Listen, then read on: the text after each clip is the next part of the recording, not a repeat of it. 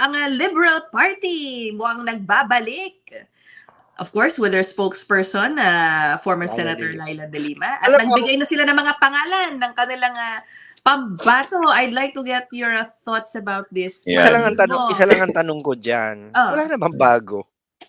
Oh. Wala na bang bago?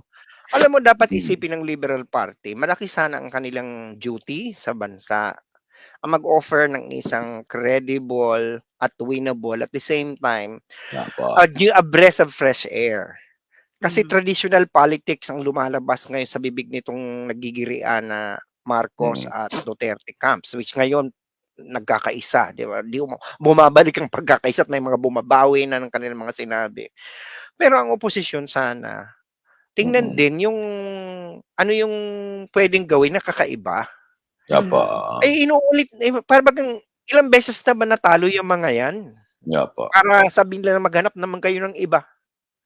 Sa Amerika, isang beses ang matalo ang isang politiko, hindi na umuulit. Yun na yan. Yun na yan. Baka may Hindi na bagong umuulit. strategy. You think a change in strategy? Well, I don't know how they're going to change the strategy if they're going to keep on doing what they're doing, which is basically being high and mighty, that they are the only ones who was the principle and the virtue. Ano ba yung mga memes na naglalabasan na naman sa bibig ng mga political opposition? Yun, nauna yung tama nga kami, tanga nga kayo, di ba? Yung, di ba, yung gano'n, na tama nga kami, tanga nga kayo. That is the approach precisely that led to their defeat, why people did not like it. That was the reason why they were marginalized, because they offended. Yung Vicente word. Ngayon, meron na naman bago. Pinagmamalaki nila sana marami daw nagsasabi. 36% nagsabi na si Leni Robredo could have been a better president. It's again on the same na tama kami, mas magaling talaga ang aming kandidato. But what's the point?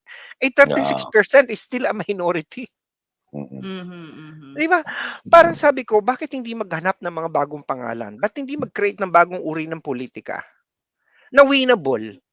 O kaya kung ano man, maghanap ng mga winnable na kandidata kahit traditional, pero hindi bago. Hindi yung yun na naman ang iharap mo na I know these people have abilities. Pangilinan, si Chel Jokno, kilala ko naman ng iba dyan, principal, Debba Makino, they serve. But they have been repudiated not only once but twice. How about anong nagbago? Bakit sila mabuboto ulit ng tao?